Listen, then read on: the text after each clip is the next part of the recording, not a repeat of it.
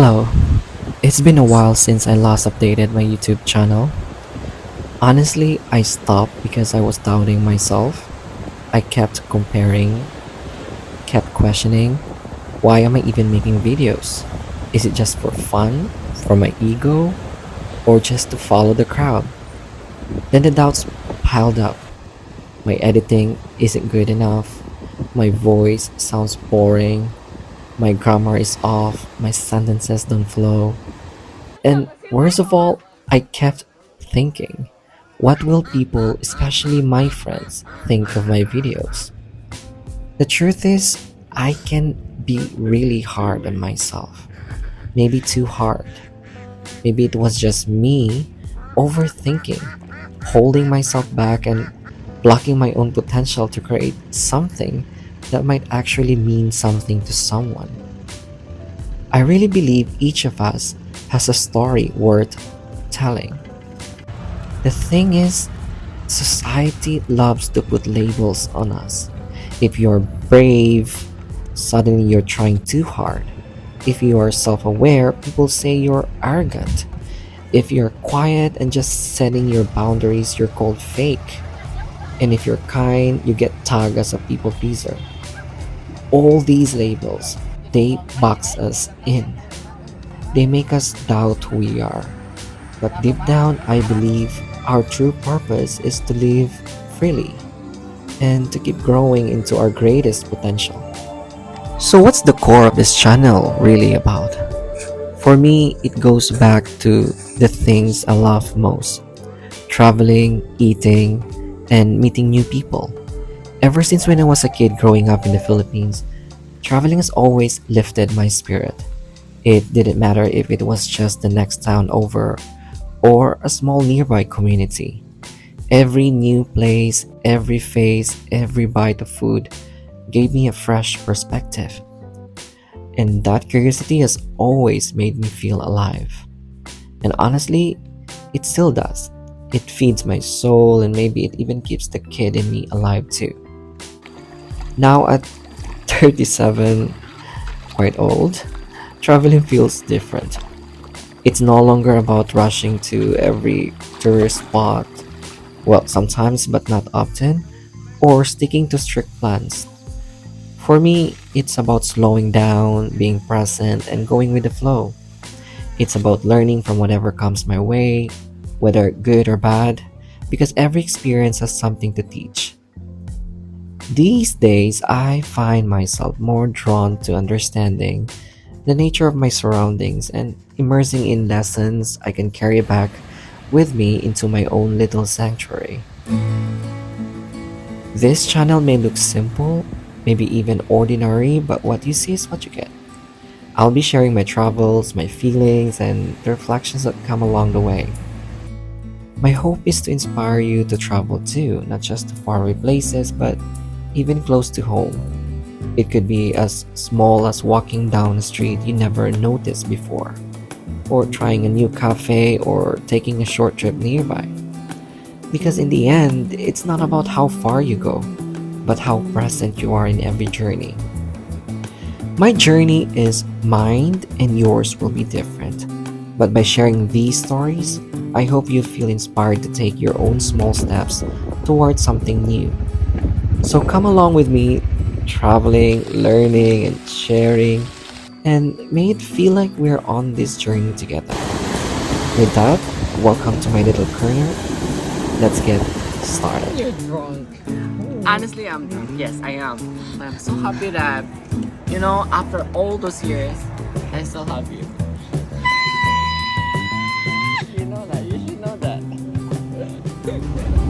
And to begin, I want to share my journey to Vinh City, a trip that's not just about travel, but about courage, connection, and rediscovering myself. Vinh was my destination this time, part of my little mission to explore every city along the North-South Reunification Railway. Sounds ambitious, right? But it's something I've been longing to do. In my 4 years of living in Hanoi, I have visited a few cities, mostly by plane. But this time, I wanted something different. I wanted the train. There's something about trains that feels so romantic. Maybe it's the rhythm, maybe it's the slow pace, or maybe it's just me finding a way to romanticize my own life. Yeah, I love to romanticize my life. Before I jump into my journey, let me share a little story about the North South Reunification Railway. Over 100 years ago, back in French colonial times, these tracks were built to connect Hanoi in the north with Saigon in the south, stretching more than 1,700 kilometers. For the French, it was all about control and trade, but for everyday Vietnamese people, it was really about connection. Then came decades of war, bridges were destroyed, tracks were bombed, and for years the train couldn't run from end to end. The North and South weren't just divided by politics, they were literally cut off by broken rails. But after the war ended in 1975, the country faced a choice: stay divided or rebuild fast. And they chose to rebuild. In just 1 year, over 1,000 bridges, dozens of tunnels, and hundreds of stations were repaired. By December 31st, 1976, the very first train, the Tung Yat or Reunification, made the full journey again. Today, the ride takes more than 30 hours. It's definitely not the quickest way to travel, but maybe it's the most meaningful because every track and every bridge carries the story of a country that refused to stay broken. And in a way, it feels a bit like me too, learning to piece things back together and starting again. So that's why this train ride feels extra special to me, and I can't wait to take you along for it.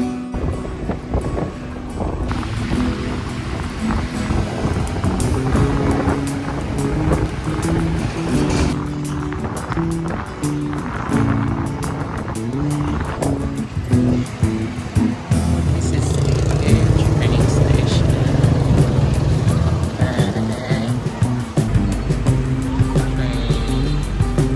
There's highlights here. I'm gonna take a more.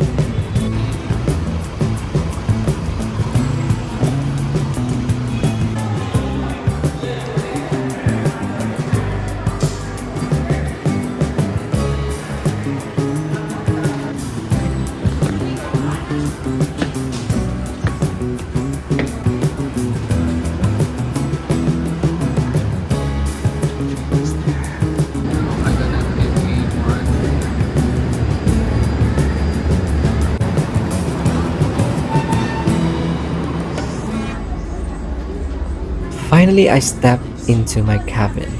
Four of us were sharing the room, and to my surprise, it was clean and comfortable, cozier than I expected. One of my cabin mates, a kind man in his 60s, offered me a homemade tea his family had packed for him. At first, I hesitated. I mean, I had no idea what was inside the bottle, but I gave it a try, and it was actually really good. More than a taste, though, it felt like kindness in a cup. A little reminder that even as strangers, we can share something meaningful. The train did sell snacks, but I wasn't really hungry. Instead, I found myself stepping outside my cabin, watching as Hanoi slowly faded into the night. There's something special about seeing a city disappear behind you while another life waits ahead. By 10:30, the gentle rhythm of the train calmed me to sleep. My body was still adjusting, but I woke naturally at sunrise.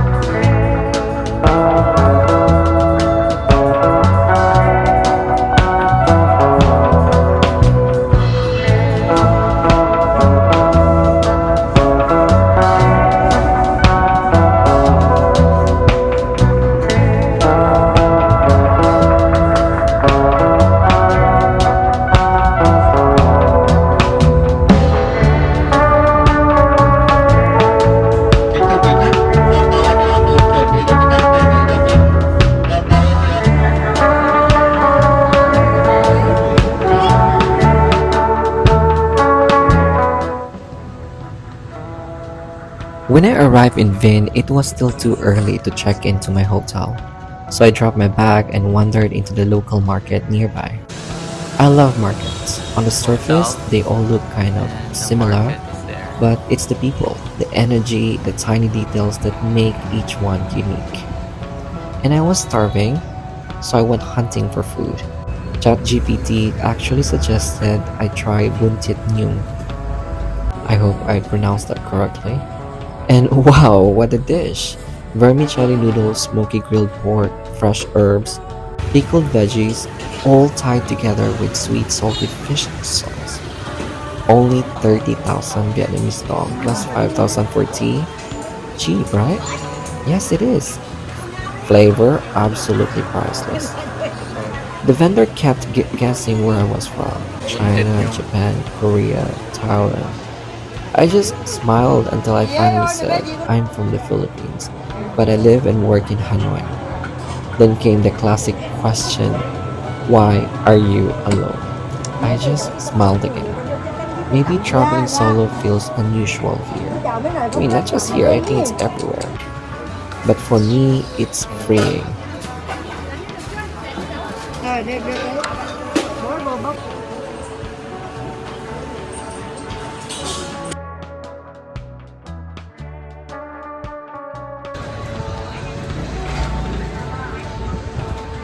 I still had plenty of time before check-in, so I wandered around and found a lady selling fresh pineapple juice.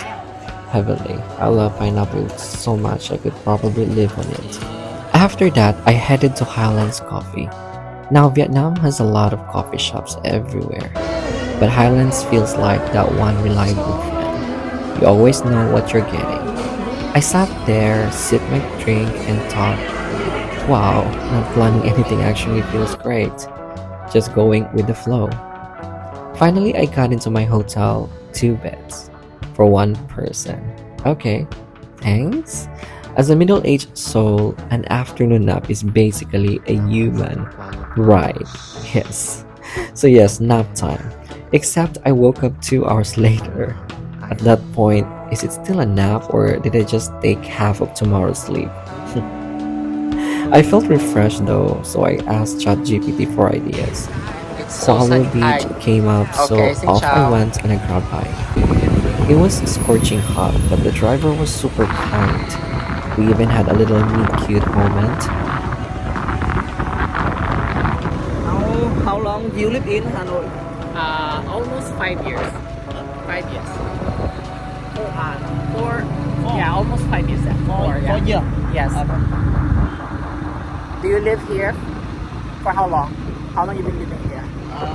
At one point, he asked me how I planned to get back, and when I said I didn't know, he was like, oh no, you better book a grab car.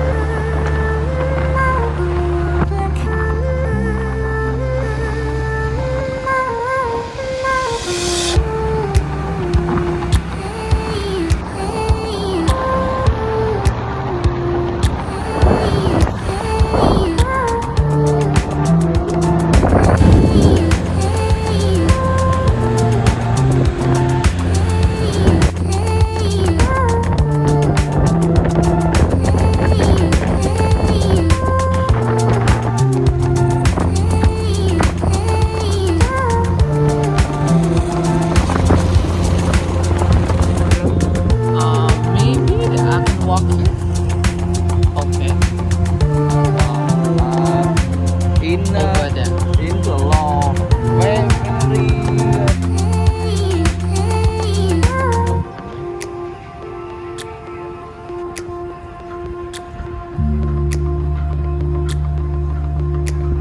The beach itself, wow.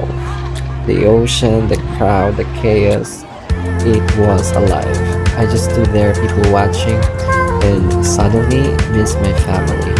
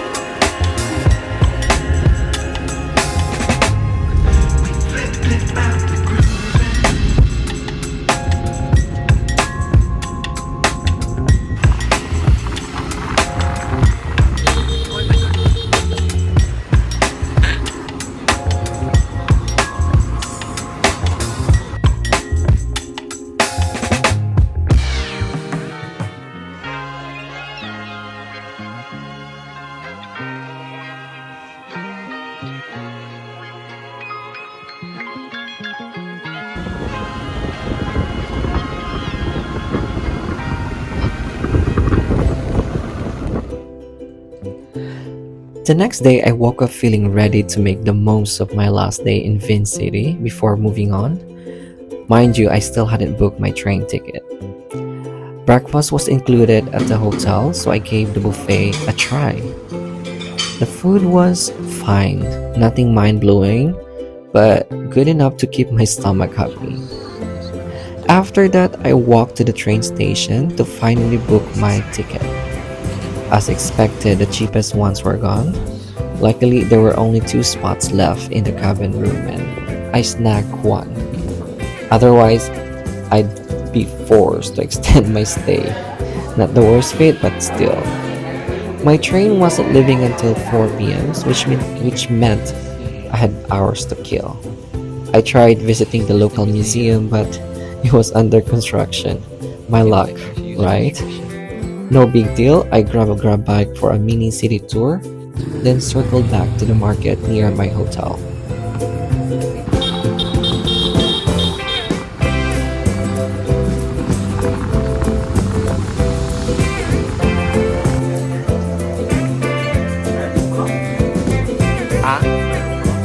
Sorry, Philip.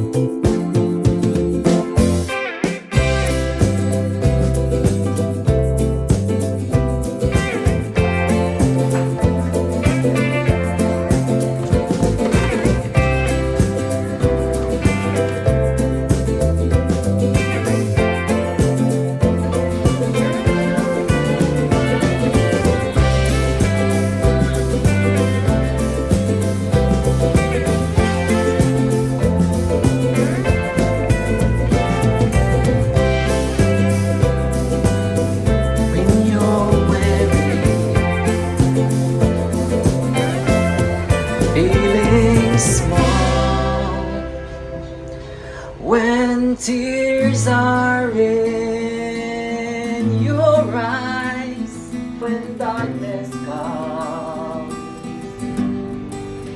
and pain, just a smile and there's no way back. Can hardly believe it. It's all I wanna do every time I breathe. 30 is like 15 if you want to play.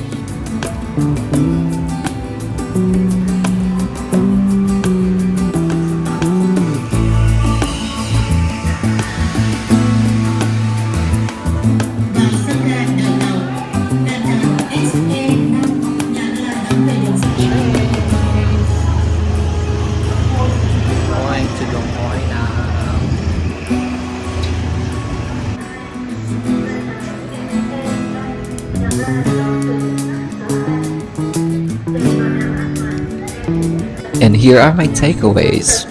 From this journey, I realized number 1, there's a quiet strength in traveling alone. Number 2, eating alone isn't lonely, it's actually freeing. And lastly, strangers, sometimes they're the best reminders that kindness still exists everywhere. But most importantly, I've learned that life doesn't always need a perfect plan. Sometimes all you need is the courage to begin again. Of course, with curiosity, with openness, and maybe a little karaoke. For me, this trip to Vinh City wasn't just about travel. It was about proving to myself that I can start over. And maybe, if you need it, it's a reminder that you can too. And that's the end of this vlog. Lesson of the day: travel light, eat well, never underestimate the power of a good nap. Till my next stop is Dum Hoi, so catch me there. Goodbye and thank you for sticking with me till the end. Bye bye.